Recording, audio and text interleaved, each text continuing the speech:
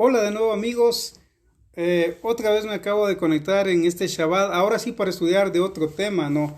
El rato les di unos conceptos generales de lo que es la Semana Santa y las tradiciones, lo que es el folclore, el sincretismo de cada pueblo en cuanto a esto de la Semana Santa.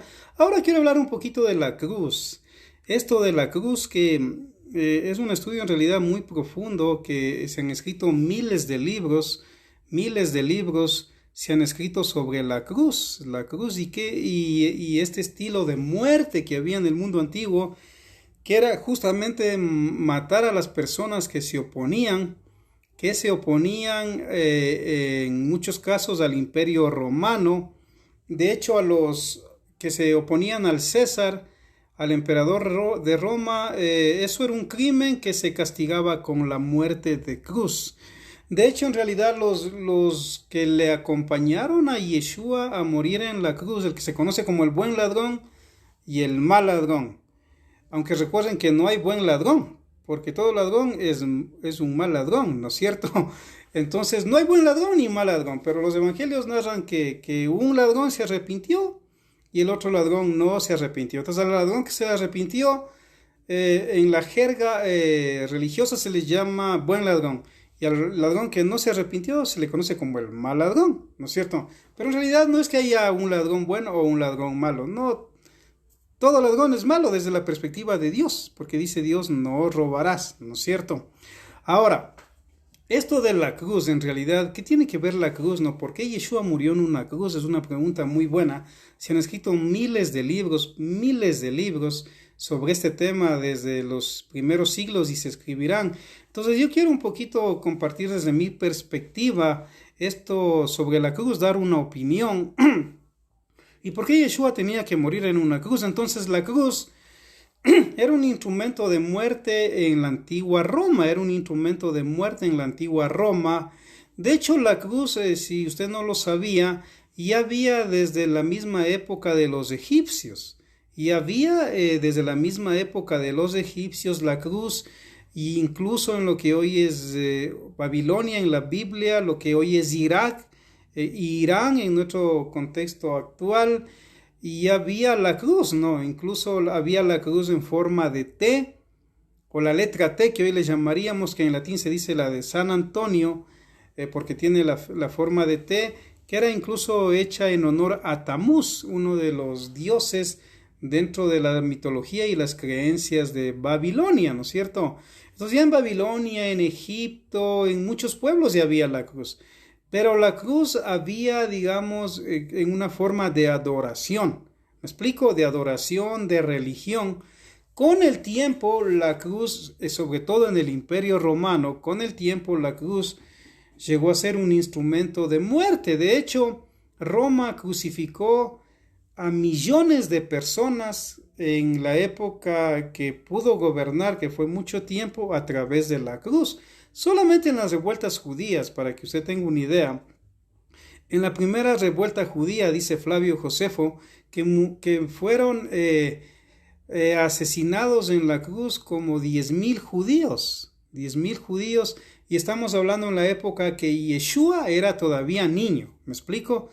En la historia, cuando Yeshua todavía era un niño, ahí Roma crucificó como a 10,000 personas en Judea, solamente en Judea esa vez. Incluso hay un libro que ganó un premio Nobel en el año 2000 o 2001, si no estoy mal, de un autor. Yo tengo ese libro en mi biblioteca.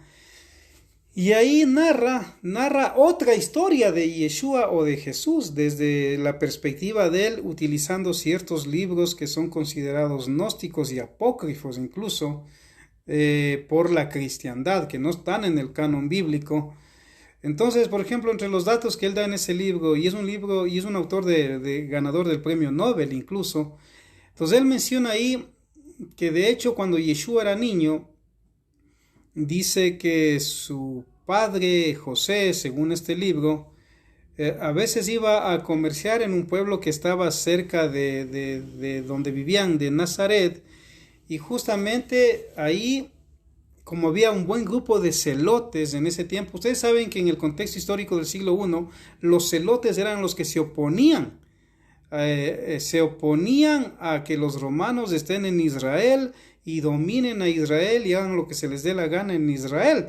Los celotes eran un grupo diferente a los fariseos, a los saduceos, a los esenios, que también los menciona la Biblia. Entonces los celotes eran como decir esos que querían levantarse en armas para librar a Israel desde su perspectiva de la esclavitud. Incluso estaban esperando a un Mesías. Por eso es que incluso algunos celotes se le acercaron a Yeshua y le pidieron que él sea su líder, porque veía que mucha gente le seguía.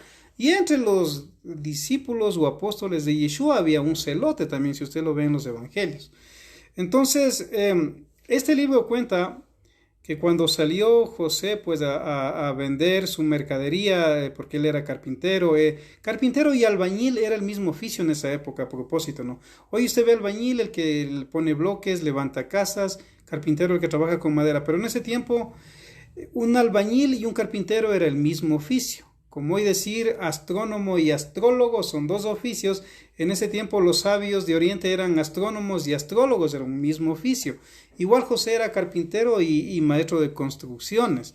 Entonces, según este libro, ahí es donde los celotes entraron a ese pueblo y justo ese día estaba José, el papá de Jesús, ahí y lo crucificaron también porque lo confundieron con un celote. Y ahí es donde Miriam, presintiendo, corre al pueblo. Ahí se entera de lo que pasó, atrás de ella va Jesús corriendo atrás de Miriam, porque era el hijo mayor, el primogénito. ¿Y qué sucedió? Ya lo encontraron a José que había muerto. Sin embargo, algún buen samaritano lo bajó de la cruz a José. Esa es una tradición, una información que hay en estos libros, sobre todo de los primeros siglos, que algunos los consideran libros gnósticos, ¿no es cierto? Sin embargo, es bueno que usted sepa el dato, ¿no? Entonces, según esta tradición, aún José, el papá de Jesús, murió en una cruz. Entonces ya podemos ver que la cruz, en realidad, en el contexto histórico legal de Roma, no es que en realidad a los ladrones se crucificaba en la cruz, como muchos creen. No es así. Eran a los enemigos políticos del César o del Imperio Romano a quienes se les crucificaba en la cruz, sino que el traductor de las primeras Biblias puso eso de ladrones, digámoslo así, entre comillas, pero en realidad eran enemigos políticos de Roma, o lo que llamarían celotes en esa época, porque eran judíos, justamente, y seguramente eran líderes de algunos grupos de los celotes, y les cogieron y le crucificaron el mismo día que le estaban crucificando a Yeshua. Y Yeshua estaba en la mitad, ¿no es cierto?, del que se supone es el buen ladrón y del mal ladrón, según muchos dicen, ¿no? Entonces, Roma crucificó a muchísima gente. Incluso usted va a ver que en el año 135, más o menos en esa década de 120, 135, en la época del rabino Akiva, que dirigía a las comunidades de Israel en ese tiempo, el más respetado sin lugar a dudas en ese tiempo, y que hasta hoy hay muchas escuelas del rabino Akiva, también Adriano mandó a crucificar a cientos de miles de judíos, no solo de Jerusalén, sino de judíos que vivían en todo el Imperio Romano. Recuerden que cuando hablamos del Imperio Romano, no estamos hablando de Roma o el Vaticano o la Italia nomás, no, estamos hablando de todo lo que hoy es Europa, aún España, Francia, lo que es, digamos, las Islas Británicas, lo que es Egipto, lo que es Israel, el Asia Menor, lo que hoy es Turquía. Entonces estamos hablando de algo muy inmenso. Entonces, donde vivían judíos en ese tiempo, Adriano, que los odiaba y también odiaba a los cristianos, crucificó a cientos de miles en todo el Imperio Romano. Entonces ya podemos ver que la cruz era un instrumento de muerte, el más terrible instrumento de muerte, obviamente. Incluso cuando históricamente se deja de crucificar a las personas dentro del Imperio Romano y acaba esta práctica terrible de matar en la cruz, es cuando Constantino, justamente influenciado por su madre Helena, que era cristiana, se convierte al cristianismo, ¿no? Aunque muchos debaten si se convirtió o no se convirtió en cristiano, ya eso depende de la escuela de cristianismo que sea, ¿no? Pero en realidad él tenía algo de cristiano en sus creencias, pero no al estilo evangélico de hoy, o pentecostal, o neopentecostal, o luterano, o calvinista, o bautista, no. Él tenía un cristianismo Constantino, el emperador Constantino, en base al catolicismo romano, que es el que había en esa época, que era el único cristianismo que había, porque incluso después se divide y nace lo que hoy es en Oriente el cristianismo ortodoxo, donde incluso se construye la famosa iglesia de Santa Sofía, que hasta hoy hay en Estambul. Entonces estamos hablando de un Constantino al estilo de ese tipo de cristianismo. Entonces él, por edicto imperial, como ya creyó en Cristo a su manera, digamos, él firma un edicto donde se prohíbe en su imperio romano la muerte por crucifixión. ¿Me explico? Se prohíbe la muerte por crucifixión porque dice, mi mamá es cristiana, yo soy cristiano, yo pude vencer a mi hermano que quería quedarse con el imperio, lo pude vencer en el puente Milvio y tuve la visión de una cruz. Y hice poner a mis soldados la pi y la ro, o la chi y la ro, que son las primeras y la última letra de Cristo en griego, e incluso usted va a ver que tiene una forma de X y como una letra P de Pedro, ¿no es cierto? Y con este signo vencerás, y venció, pues, y venció. Y dijo, no, de hoy en adelante no se crucifica en mi imperio a nadie, y ahí es donde termina la muerte por cruz oficialmente en el imperio romano. Pero antes los romanos mataron a millones, no solo de Israel, sino de todo el imperio romano que se les oponían a través de la cruz. Entonces es interesante estudiar un poco este tema, por qué el Mesías tenía que morir en la cruz, ¿verdad? O sea, ¿por qué no podía morir decapitado como lo hizo el apóstol Pablo? Por ejemplo, el apóstol Pablo muere decapitado porque él era ciudadano romano. Y un ciudadano romano que se oponía al César o decía que hay otro señor, otro Kyrios, que no sea el César. Entonces muchos cristianos decían, mi Kyrios es Yeshua, no, porque tampoco, no es que había el nombre de Jesús tampoco en ese tiempo. El nombre original es Yeshua. Entonces si alguien decía mi Kyrios, en griego señor, es Yeshua, le mataban, porque decía no es mi Kyrios el César, sino Yeshua. Entonces si era ciudadano romano no moría en la cruz, pero moría decapitado. Entonces Pablo murió decapitado justamente por ser ciudadano romano, pero Pedro, al no ser ciudadano romano, él muere en la cruz. Y la historia dice pues que Pedro pidió a los soldados ser crucificado al revés porque no era digno de morir como su maestro Yeshua. Y los soldados accedieron y lo mataron al revés. Y esa es la historia que en parte tenemos de los libros antiguos que incluso reposan en una de las bibliotecas más grandes de la humanidad que hay, que es en el Imperio Romano, que de hecho ahí hay datos muy veraces, muy verídicos, que si salieran a la luz mucha teología de los varios tipos de cristianismo se irían al suelo y de pronto otras teologías se afirmarían, ¿no es cierto? Pero son libros que están ocultos ahí obviamente con la información. Entonces ya podemos ver que Pedro muere crucificado por no ser ciudadano romano. Entonces en la época de Yeshua solamente se crucificaba a los enemigos del imperio, no a los ladrones, sino a los enemigos políticos, póngalo usted así. ¿Por qué será la ley? La ley en Roma no era la ley de la Torá. La ley de la Torá de Dios es una, la ley de los romanos era otra. Por ejemplo, en la Torá la humildad es una virtud. En la ley romana la venganza es una virtud. ¿Me explico las diferencias? Entonces hay mucha diferencia entre la Torá de Dios y lo que es la ley romana de la época, ¿no es cierto? Aunque habían leyes romanas buenas también, pero habían otras que eran muy crueles. Entonces, quiero leerles lo que dice Levítico 18:18, más o menos que tenga una idea de por qué estoy conectando esto de la cruz, ¿no?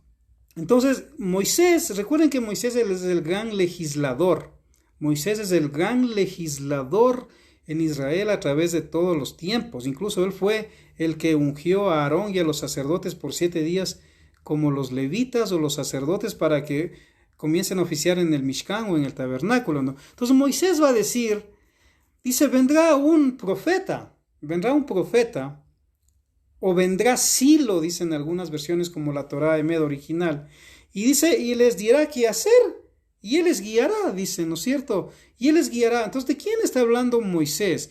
Que incluso Moisés dice que será igual a Él o superior a Él, incluso dice en el hebreo original. Justamente está hablando del Mesías, está hablando del Mesías.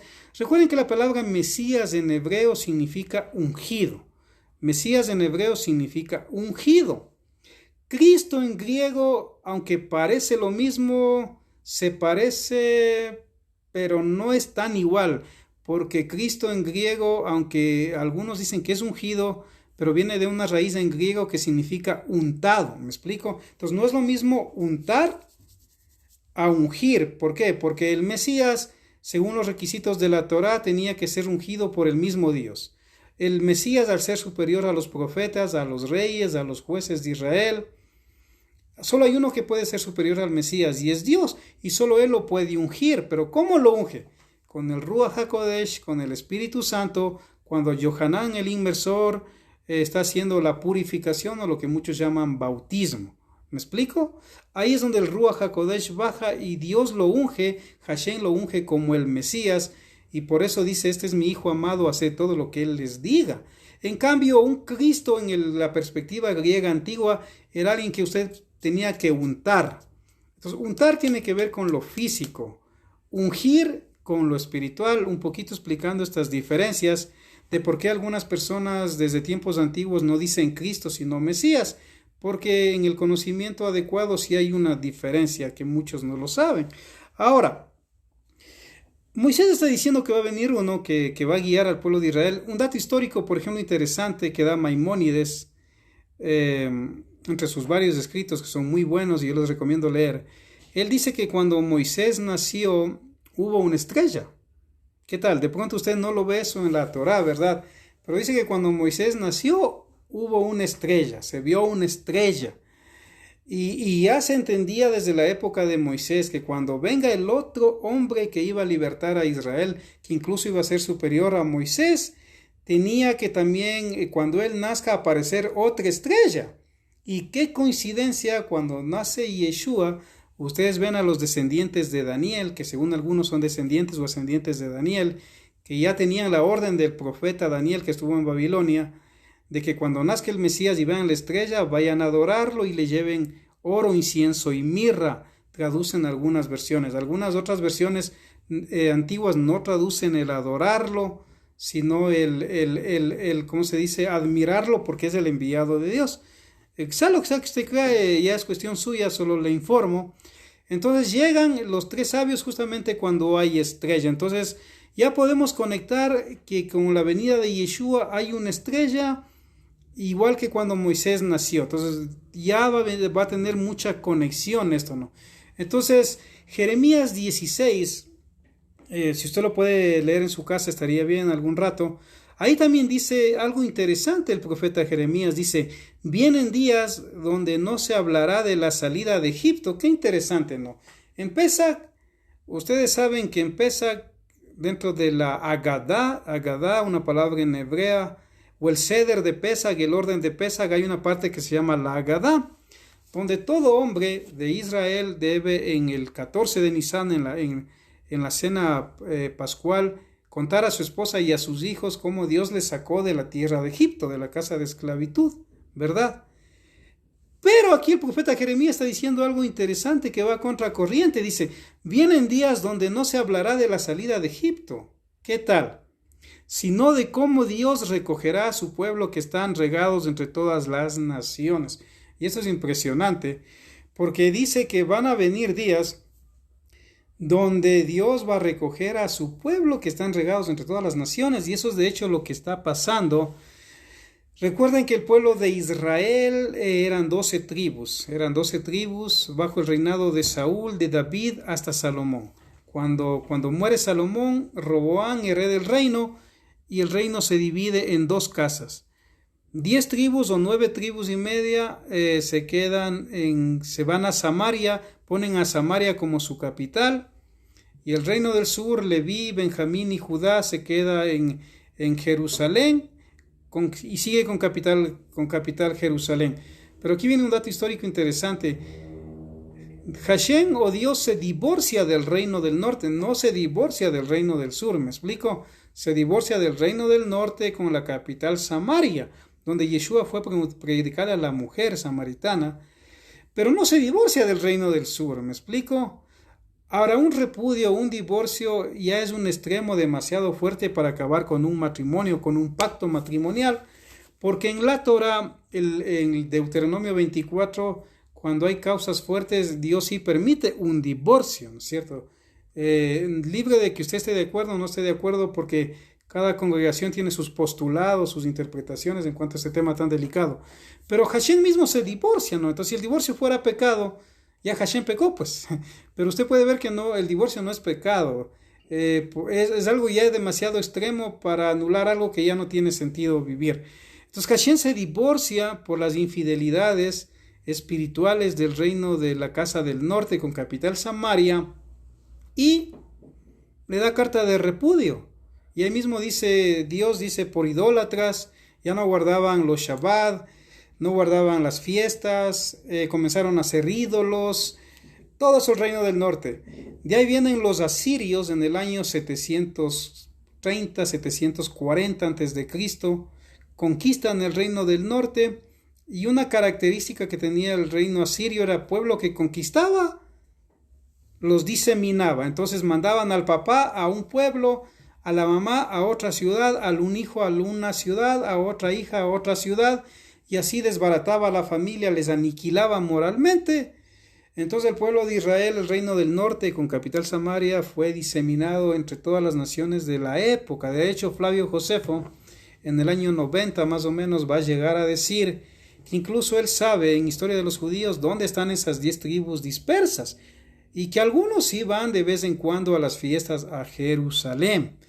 Sin embargo, Dios no se divorcia del reino del sur. Ahora, ¿por qué hago esta conexión? Justamente porque lo que dice el profeta Jeremías es tremendo. Dice que vienen días donde ya no se hablará de la salida de Egipto, o sea, que fue una esclavitud y que obviamente hay que contarla, sino que se va a hablar bastante de cómo Dios está recogiendo a su pueblo entre las naciones de la tierra, donde los dispersó. Entonces recuerden que aún ya en lo que es Adriano en el año 135, manda aproximadamente a 500,000 judíos de Benjamín, de Leví y de Judá, los manda en barcos a lo que en ese tiempo era lo último de Occidente, lo que hoy es España, que pertenecía a Roma, los deporta. Y ellos llegan a vivir en una parte que se llama Sefará, que en el idioma ladino hebreo significa España. Y a estos sefarditas en el año de 1492, el rey Fernando de Aragón y su esposa la reina los expulsaron. El 31 de marzo les dieron 4 meses de 1492 para abandonar España o hacerse cristianos católicos. Cuando yo hablo de esta perspectiva histórica, no estoy hablando, lo vuelvo a repetir, de iglesias evangélicas, protestantes, porque nada de eso había todavía. Todavía Lutero no había clavado las 95 tesis en 1517. Estamos hablando de 1492, unos años antes. Entonces también muchos sefarditas de ellos, al ser expulsados, unos fueron a Turquía, otros fueron a Portugal. Cuando Portugal también los persigue, muchos vinieron a América con los descubrimientos ya del nuevo continente, que le llamaron en honor a Américo Vespucio, que hizo el primer mapa, le llamaron lo que hoy es América, aunque muchos dicen que debiera llamarse Colón en honor, o Colombia en honor a Colón, ¿no es cierto? Entonces, ya en nuestras tierras también hay mucha gente que tiene ascendencia de los sefarditas de España y de Portugal. Aún en el Ecuador, el corregimiento de Loja y el corregimiento de Chimbo llegaron muchísimo, y eso los dicen los biógrafos antiguos y están en los libros oficiales de la Casa de la Cultura Benjamín Carrión, que son libros de historiadores que no tienen nada que ver con la religión, sino son datos oficiales del Ecuador. Entonces llegaron a todas esas partes. Y aquí conecta, pues dice que en Jeremías 16 que va a llegar el tiempo donde Dios va a recoger a todo su pueblo que está regado en todo el mundo, que está mezclado en varias religiones, en varios tipos de cristianismos, y les va a comenzar a sacar, les va a comenzar a mostrar, aunque tienen una verdad, les va a mejorar la verdad, digo yo, van a conocer mejor, van a corregir sus errores y van a comenzar a regresar nuevamente a su fe verdadera, que es la Torá, en base a Dios y al pueblo de Israel. De hecho, Pablo dice que en Romanos 11, que cuando alguien cree en Yeshua, aun siendo un gentil, es injertado en el olivo verde, que es Israel, ¿no es cierto? Y la raíz de ese olivo verde es Yeshua, el Mesías. Entonces somos injertados en Israel y está volviendo nuevamente de todos los países, la gente está volviendo a sus raíces originales del pueblo de Israel. Y también hay un texto donde dice que llegará el día donde 10 hombres, cogerán los zigzig de un judío y le dirán, enséñanos. Ahora los zigzig, para los que no lo saben, son unos nudos que van en las 4 esquinas de lo que algunos llaman el talib katán, que es una camiseta que los hebreos o los de Israel se ponen debajo de la ropa, y son como Dios mismo les ordenó que los hombres deben usar los zigzig. Eso está en la Torá, dice, y esos zigzig son hechos con 8 hilos, 7 hilos blancos y un hilo azul, ¿no es cierto? Y hacen unos nudos que sumados dan los 613 mandamientos que tiene la Torá, o mitzvot de la Torá. Otros usan el talib gadol, que es dependiendo si es askenazi, es una especie de capa grande como Batman, pero ahí están los zigzig también en las 4 esquinas. Los sefarditas tienen un talib gadol más pequeño, pero igual están los zigzig. Entonces tienen 613 nudos. Y dice la profecía que llegará el día donde las naciones, los hombres de las naciones, aún los religiosos, van a acercarse donde un judío, le van a coger los zigzig y le van a decir, enséñanos sobre el verdadero Dios de Israel. Y les van a enseñar. Y eso es lo que yo veo que está pasando en estos tiempos ya tan proféticos, que está cumpliéndose la palabra de Dios sobre los tiempos del fin, ¿no es cierto? Y tiene que ver justamente con esto de que Dios va a recoger a su pueblo de todas las naciones y los va a hacer volver. Saludos para Vladimir, para Jacqueline Mena también, para Lisset Romero también, que a propósito es una gran maestra de música, para Yolanda también, saludos. Entonces, cuando Yeshua viene, recuerden que ya les hablé del divorcio, ¿no es cierto? Ya Hashem se había divorciado del reino del norte, no del reino del sur, cuidado. Entonces, si nosotros tenemos ahorita la Torá y tenemos la Biblia, es por el reino del sur, porque si no hubiera habido el reino del sur con capital Jerusalén, no tuviéramos la Biblia, porque ellos conservaron de una manera muy amorosa la Biblia, la Torá en rollo. Recuerden que los apóstoles de Yeshua eran judíos. Entre los apóstoles de Jesús no es que había un apóstol romano, no es que había un apóstol ecuatoriano, peruano, de los Estados Unidos, un español. Los 12 apóstoles eran judíos. Pedro, Pablo, aún Pablo, aunque nació en Tarso, lo que hoy es Turquía, también era judío. Entonces ellos conservaron la palabra de Dios que usted dio, ahora la podemos disfrutar y nos sirve de guía, ¿no es cierto?, para nuestra vida, para nuestras familias, para las congregaciones. Entonces, si usted va al libro de Oseas, todo el libro de Oseas, usted va a encontrar datos bien interesantes sobre lo que estoy hablando ahorita en el libro de Oseas. Por ejemplo, ahí dice, mi pueblo perece porque le falta conocimiento. Eso está en Oseas, ¿no es cierto? Ya incluso dice ahí, tú eres la niña de mis ojos. Le está hablando al reino del norte, a pesar de que fue desechada por Dios, Dios la sigue amando como un hombre cuando a veces a su mujer infiel le abandona por infiel, por la traición, pero le sigue amando y llora por ella y le extraña por ella. Entonces Dios aquí en el profeta Oseas hace esa carta exclusivamente para el reino del norte. Y si usted lee todo el libro de Oseas, le va a decir que ella es la niña de sus ojos, hablando del reino del norte, a la que le dio carta de divorcio, y le dice, mi pueblo pereció por falta de conocimiento de la Torá. Pues, ¿de qué está hablando ahí? Cuando habla eso, recuerden que no había ni siquiera la Biblia, no había ni Nuevo Testamento, no había teología, no había filosofía. Él está hablando del conocimiento de la Torá. Y dice, por cuanto desechaste mi conocimiento, dice, por cuanto desechaste mi conocimiento, yo te deseché también a ti. Hay gente que piensa que no es bueno estudiar la Biblia, pero es un error eso. ¿Por qué? Porque una persona, si no tiene el conocimiento de Dios, ¿cómo le va a agradar a Dios? Primero es el saber, después el querer, decían los teólogos primitivos. Ahora, entonces aquí Yeshua, cuando él viene, justamente, usted va a recordar que entre las frases que él decía, muy famosas y hermosas, él dice: yo he venido por las ovejas perdidas de la casa de Israel. ¿Me explico? Por las ovejas perdidas de la casa de Israel. Entonces, cuando él está diciendo esto, él está hablando del reino del norte, que era con capital Samaria, de las cuales Hashem se había divorciado. Entonces, Hashem quería recuperarlas, y la única manera de volver a recuperarlas era obviamente a través del Mesías, porque les doy un dato medio interesante, muy difícil de comprender para algunos. Es que en el Deuteronomio 24, cuando Dios dice que si un hombre le da carta de repudio a la mujer, o si la mujer ya ha tenido contacto con otro hombre, así sea con un beso, no puede el primer hombre volver con ella, porque sería abominación ante Dios y Dios lo rechaza, no está de acuerdo. Entonces, en Deuteronomio 24 dice: si un hombre encuentra algo indecente en la mujer, le da carta de repudio, si esa mujer se casa y muere su nuevo marido, el primer marido no la puede volver a tomar por esposa, aunque quede viuda. O si el otro esposo le da carta de repudio o de divorcio, tampoco puede el marido anterior volverla a tomar, porque ya se unió sexualmente con otro hombre y sería abominación que el primer hombre vuelva a estar con ella. Entonces esa mujer puede casarse, pero con otro hombre, ya no con el primer esposo. Eso dice la Torah. Yo sé que hay escuelas cristianas donde obviamente van a objetar esto, y respeto, ¿no? Pero si nos vamos al contexto histórico de Yeshua, es así.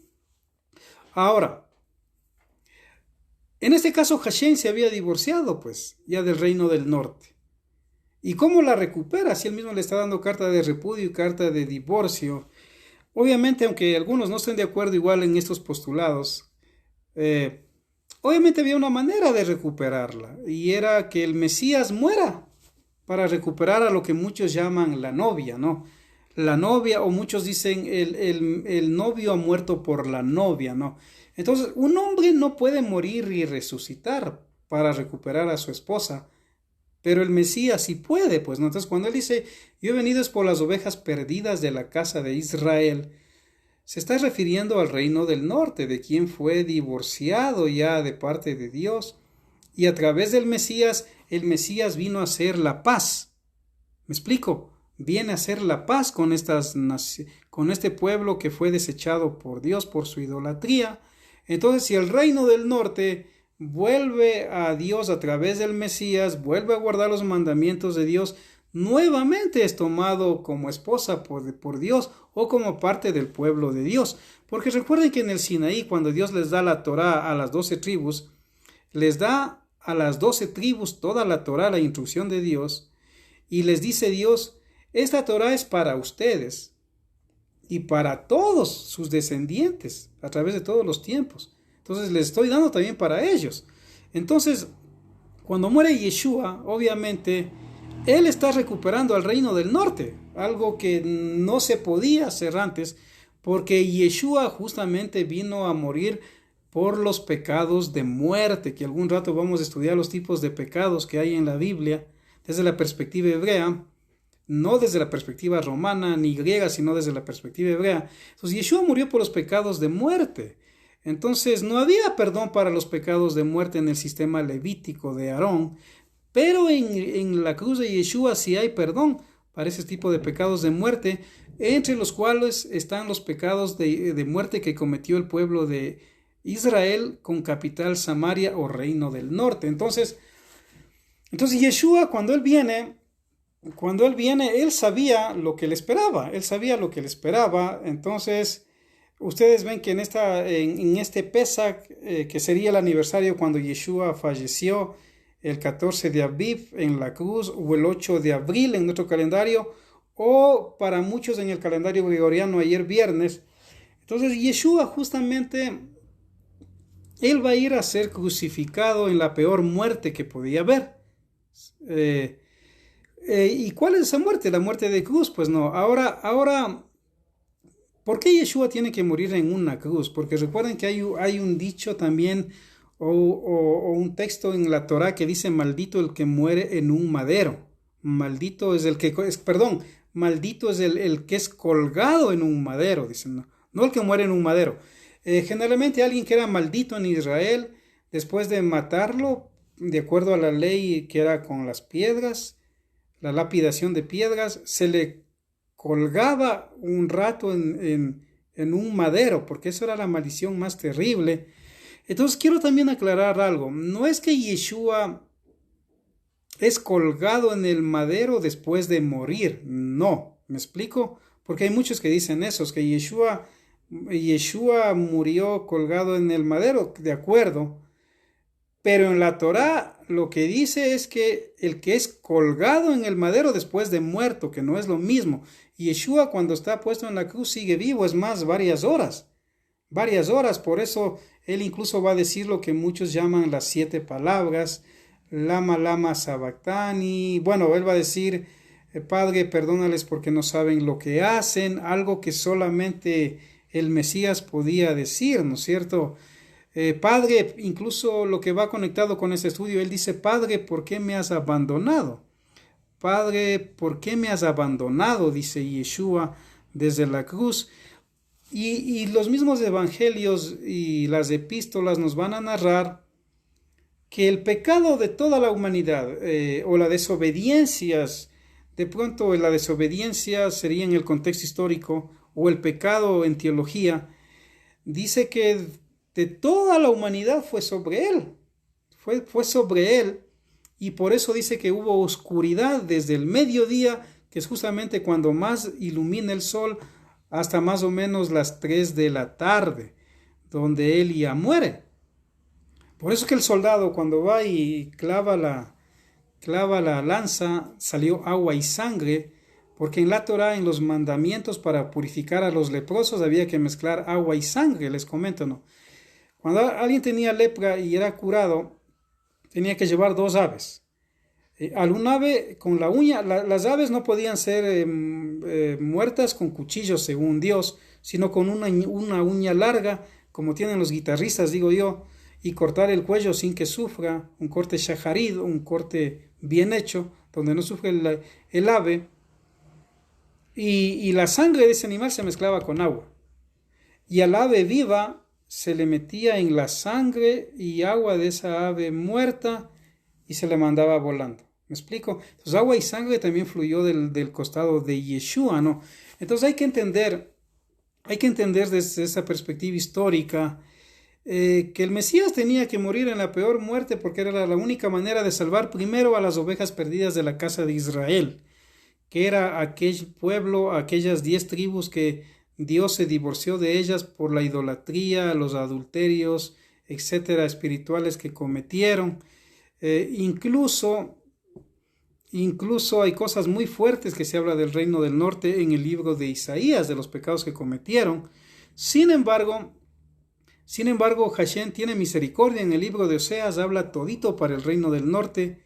Usted puede leerlo en su casa. Incluso le manda al profeta a coger a su esposa. Dice, tómala nuevamente por esposa. Dice, aunque tú ya te divorciaste de ella porque te fue infiel, es una ramera, es una prostituta, tiene hijos de otros hombres.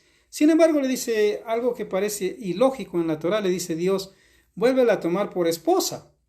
Y el profeta Oseas dice, pero ¿cómo la voy a tomar otra vez por esposa si tú mismo en tu palabra lo prohíbes? Sin embargo, Dios dice, hazlo, porque es la manera como yo doy a entender que voy a volver a recoger a las 10 tribus que yo les deseché, por idólatras, por adúlteros y todo lo demás.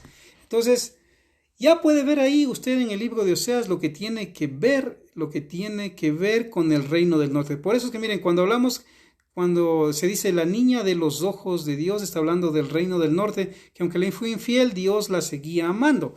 Entonces va a ser Yeshua quien en la cruz va a rescatar al reino del norte y de paso a toda persona que al escuchar su mensaje venga a los pies de él.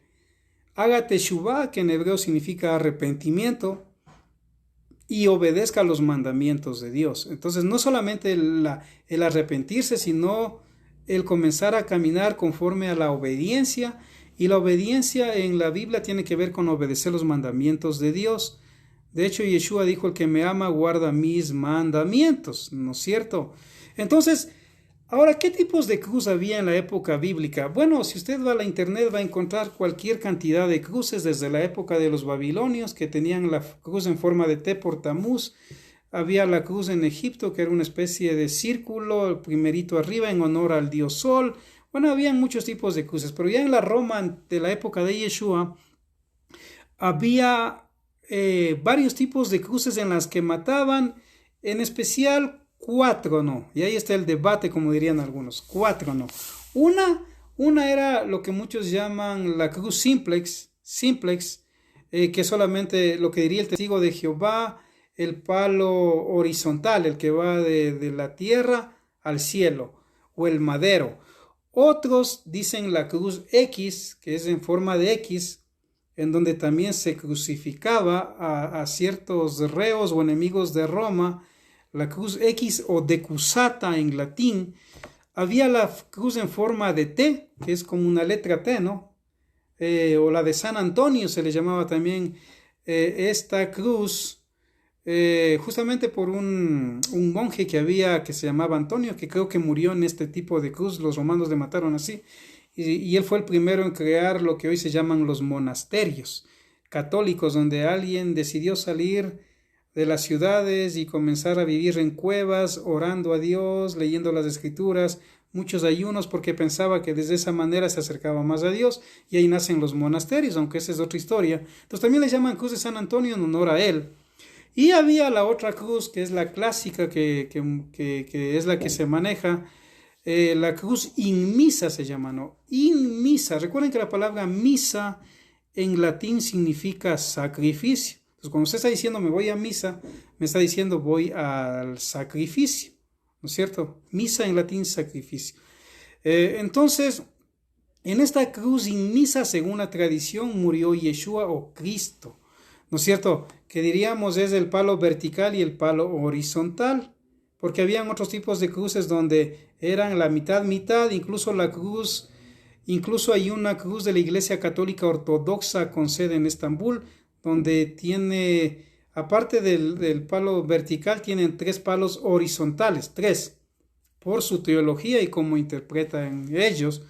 Entonces, sin embargo, la mayoría de los historiadores, aún en los evangelios, como que da a entender que sí murió en una cruz in misa, más que todo por el rótulo. ¿Por qué? Porque Roma, cuando crucificaba a un enemigo, saludos para mi hermana Lorenita Prado también, y para Giovanni, que nos escuchan por Calderón. Entonces, había la costumbre, la ley, era una ley, no solo costumbre, ley en Roma. Cuando se crucificaba a un enemigo de Roma, había que poner la causa por la que se le crucificaba, ¿no? Y los evangelios nos dicen que ahí Poncio Pilatos mandó a ordenar poner Yeshua de Nazarín, rey de los judíos, porque no había la J, como no había la letra J, no podían decir judíos, ¿no? Y Yeshua, que significa salvación en hebreo, Yeshua, rey de los judíos. Entonces él hizo poner en hebreo, en griego y latín. En hebreo, ¿por qué? Justamente por el pueblo de Israel, que entendía el hebreo. Entonces todo israelita que pasaba y veía ese rótulo decía: ya, murió porque se dice que es el rey de los judíos. Estaba el griego, de pronto algunos hablaban el griego, sobre todo los judíos helénicos. Entonces leían en griego lo mismo: Jesús de Nazaret, rey de los judíos. Y los romanos, los soldados romanos con sus familias que hablaban en latín, leían en latín. Entonces estaba puesto en 3 idiomas, porque esa era la ley romana, había que poner. Por eso es que van los saduceos, Caifás, Anás y Caifás, los líderes, dicen: quita ese rótulo, no les pongas que es el rey de los judíos. Di que era el rey de los judíos. Sin embargo, Poncio Pilatos no le hace caso para cumplir las profecías de Dios y dice: no, lo que ya está escrito, Yeshua de Nazarín, rey de los judíos o de los judíos. Y justamente, ¿por qué? Porque con el tiempo, cuando venga Yeshua en su segunda venida, o lo que se llama en teología su parusía, su segunda venida, va a venir justamente como un rey y va a gobernar a los judíos. Quiero saludar también a mi prima Floriana, que veo que en San Miguel de Bolívar me está escuchando. Gracias, Floriana. Saludos para la familia, también para Omar del Uruguay y a su querida esposa también, que son mis amigos. Entonces, miren, Yeshua de Nazaret, rey de los judíos, es una gran profecía que ellos no pudieron quitarlo porque ya la autoridad que en ese tiempo era el gobernador Poncio Pilatos lo puso. Entonces ya podemos ver que este título incluso, aunque usted no lo crea, aparte del título está en lo que hoy es la iglesia de la mamá de Constantino en Roma. No recuerdo cómo se llama la mamá de Constantino ahorita, pero en esa iglesia está parte del título, o está el título intacto, que Helena, la madre de Constantino, lo mandó a llevar a la iglesia que hoy llama su nombre. Entonces, en la iglesia de Santa Helena en Roma, ahí está el título original de la cruz. ¿Por qué? Porque los mismos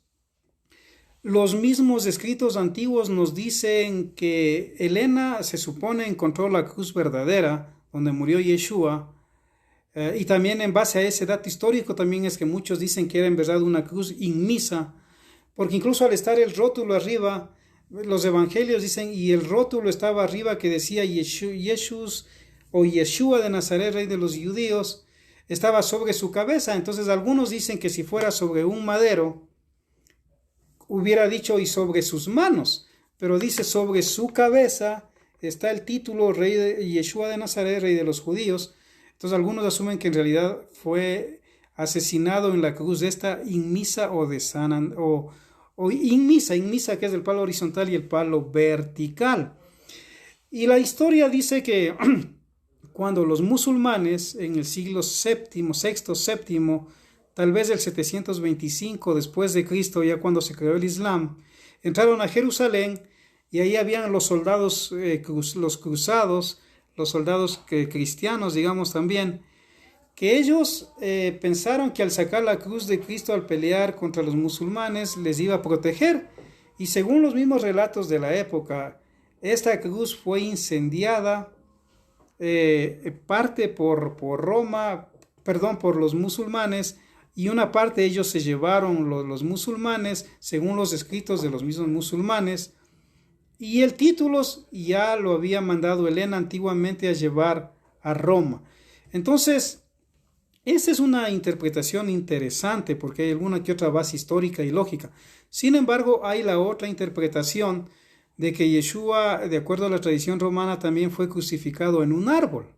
En un árbol. ¿Por qué un árbol? Porque recuerden que cuando usted lee los evangelios dicen que él cargó. No es que él cargaba la cruz como lo ponen los pintores, los dibujos en las 7 estaciones. No. Él cargaba es el patíbulo. Entonces el patíbulo es lo que diríamos ese palo que cargó Yeshua, en el latín es patíbulo. Entonces ese patíbulo, según algunos intérpretes también, era la costumbre que cargue el reo, y de ahí prácticamente era en un árbol que era de cedro, normalmente era un árbol de cedro, en donde el que iba a ser crucificado era crucificado. Entonces, según esta otra interpretación, Yeshua fue crucificado en un árbol. Solamente que el patíbulo es lo que él cargó y el árbol ya estaba ahí. Ahora, según algunos otros historiadores, en Roma había una ley. En Roma había una ley que decía, esta ley decía que después de 23 crucifixiones, el crucificado número 24 en un árbol, ya el árbol tiene que enterrarse. Esa es otra interpretación, ¿me explico? Entonces, para muchos era un árbol en el cual Yeshua fue crucificado, pero también con el patíbulo. ¿Me explico? Entonces, según esa ley romana de la época, toda persona podía ser crucificado, las personas podían ser crucificadas en un árbol hasta 24 personas. Al número 24 se enterraba el árbol, por alguna razón que desconocemos, había esa ley romana, alguna razón mística tal vez de los romanos. Entonces se supone que Yeshua fue el crucificado número 24 en este árbol. Esa es otra interpretación. Ahora, también, ¿por qué el cedro, no?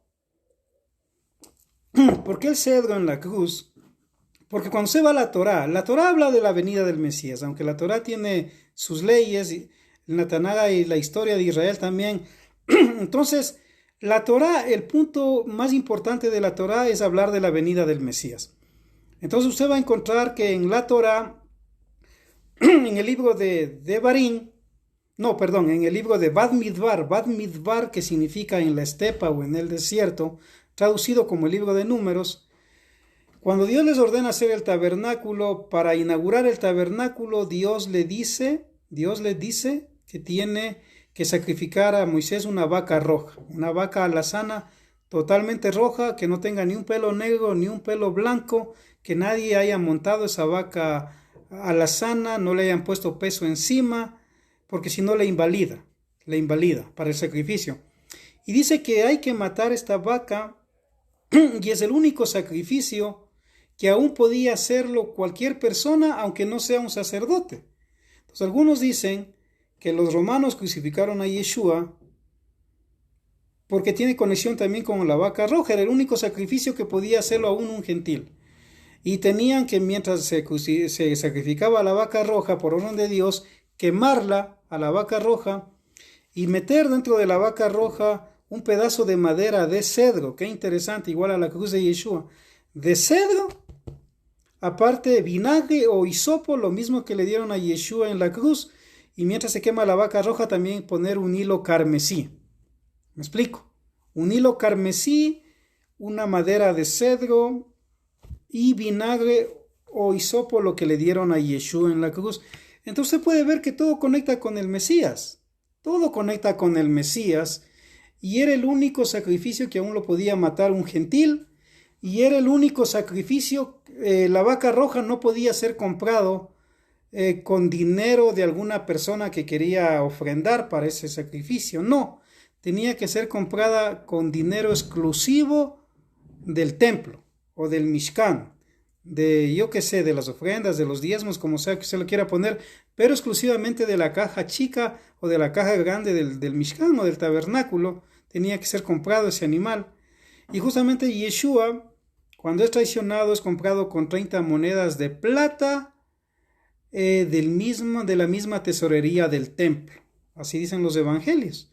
Por eso que cuando Judas va a devolver las 30 monedas de plata, no le aceptan los levitas o los sacerdotes de la época, porque dicen que es dinero del templo y no pueden meter un dinero así con sangre. Entonces es interesante porque la vaca roja también conecta con Yeshua y el libro de Hebreos, si no estoy mal, capítulo 10, Hebreos, que en mi opinión lo escribió el rabino Saulo de Tarso, el apóstol Pablo. También habla de la vaca roja y hace las conexiones con Yeshua, incluso de las aves que yo le mencioné rato, para que un leproso sea purificado, ya cuando era sanado por la misericordia de Hashem. El Cohen Gadol salía del campamento, salía fuera a revisarle al leproso si en verdad estaba curado. Entonces el leproso tenía que llevar dos aves, tenía que llevar un palo de madera de cedro, ¿qué tal? De cedro, y también un hilo rojo. Y mientras se sacrificaba un ave, se metía también el cedro, el hilo carmesí, y se mezclaba con agua la sangre del ave muerta, y al ave viva se le metía en esa sangre con agua y se la dejaba libre. Entonces, en los escritos judíos antiguos también se decía que el Mesías iba a ser una especie de leproso al venir a rescatar justamente al pueblo de Dios. Porque recuerden que para los que entienden bien estos temas, saludos para mi amiga Consuelo también de la Ciudadela del Arquitecto que me está escuchando, entonces, y a su familia. Entonces, dentro de los libros antiguos se hablaba que cuando venga Yeshua, o el Mesías, perdón, tenía que venir primero como un Mesías sufriente o el Mesías Ben Joseph, como el de Isaías 53, que es el Mesías Ben Joseph, que es el mismo Yeshua que ya murió, ascendió a los cielos, pero también en su segunda venida, en su parusía, cuando venga a gobernar en el milenio con la Torá, con la constitución de Dios, va a venir como el Mesías Ben David, ya no como un Mesías sufriente, sino como un Mesías a sentarse en su trono, en su reino, y con la espada y la Torá de Dios, los mandamientos de Dios, a gobernar a la humanidad. Entonces es interesante ver cómo la cruz, según los mismos historiadores, era madera de cedro, o un árbol de cedro, o el patíbulo que cargaba era de cedro. También los romanos solían poner abajo un palito en la parte de los pies y le crucificaban desnudos, le crucificaban desnudos, así que en realidad los pintores le ponen ese taparrabos, digamos por moral o por dignidad, de acuerdo a su perspectiva, pero en realidad Yeshua murió crucificado desnudo, ¿no? Desnudo. Entonces para los enemigos de Roma no había ninguna consideración, por si acaso. Entonces Yeshua, aunque ese es un tema bien polémico, lo que les voy a decir, muchos se han acusado que los judíos mataron a Yeshua, pero en realidad si usted analiza bien, los romanos le matan a Yeshua. ¿Por qué? Porque Poncio Pilatos dice, no halló nada indigno de él, de matarle. Sin embargo, como ya habían, por ahí se corría el rumor de que se había convertido a las enseñanzas del Nazareno, Poncio Pilatos, él por miedo al emperador romano lo manda a crucificar, pero él se lava las manos, ¿no es cierto? Entonces, fue un pequeño grupo los que querían matar a Yeshua. Por ejemplo, los apóstoles no querían matar a Yeshua y eran judíos. Las mujeres que gritaban ahí, no lo mates, no lo mates, eran judías. Los niños que ahí querían que no maten a Yeshua eran judíos. Era un grupo bien pequeño de los que tenían el poder, que eran de la casa de Anás y Caifás y de la escuela de Shammai, los fariseos de la escuela de Shammai, sobre todo, en realidad los que querían que Yeshua sea asesinado. No la mayoría, entonces no se puede generalizar y decir los judíos mataron a Yeshua, no es así. Fue un grupo minúsculo que tenían el poder, los que fueron y le forzaron a Poncio Pilatos. Pero Poncio Pilatos, él pudo decidir por sí mismo. Aún la esposa de Poncio Pilatos le dijo, no lo mates, yo tuve un sueño con él es una persona inocente. Entonces, lo que pasa es que en Roma, lastimosamente, comenzaron a meter mucho odio en el mundo antiguo a los judíos, y decían a los cristianos, los judíos mataron a Cristo. Incluso crearon un libro que en realidad no hay una base histórica real que pueda afirmar que sea así, que es el Judío Errante, ¿no? Que es un libro que es escrito muy posterior a la época de Yeshua y por alguien que ni siquiera es de Israel, donde dice que Yeshua, mientras cargaba el patíbulo, le pedir descansar a un judío que era zapatero. Y ese judío zapatero le dijo, no te puedo dejar que pases a descansar. Lo cual, si usted se pone a analizar bien, es absurdo porque los soldados lo están llevando a crucificar, la gente está alrededor sufriendo, los seguidores de Yeshua, pidiendo que no lo crucifiquen, y Yeshua tan fresco va a ir a la casa de un zapatero y decirle, déjame entrar en tu sala, dame un fresco de agua para descansar. No tiene ni pies ni cabeza. Entonces utilizaron muchos de estos tipos de libros para meter odio contra los judíos, pero hay que ser claro y honesto en esto. Eso no tiene ni sentido común ni lógica histórica. Entonces era muy común meter ese tipo de cosas, pero hay que ser claro, en realidad fue un grupo minúsculo los que estaban a favor de matar a Yeshua, la mayoría no, porque la misma Biblia que usted lee es escrita por Mateo, por Marcos, por Juan, por Santiago, por Pedro, son judíos.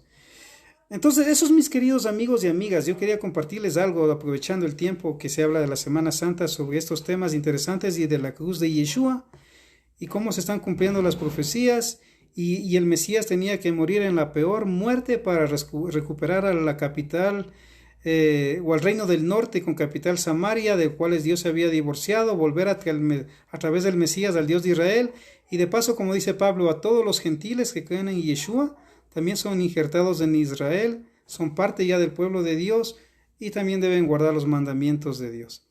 Espero que hayan disfrutado de este estudio y si el Eterno lo permite, nos comunicamos tal vez más tarde o mañana. Shalom.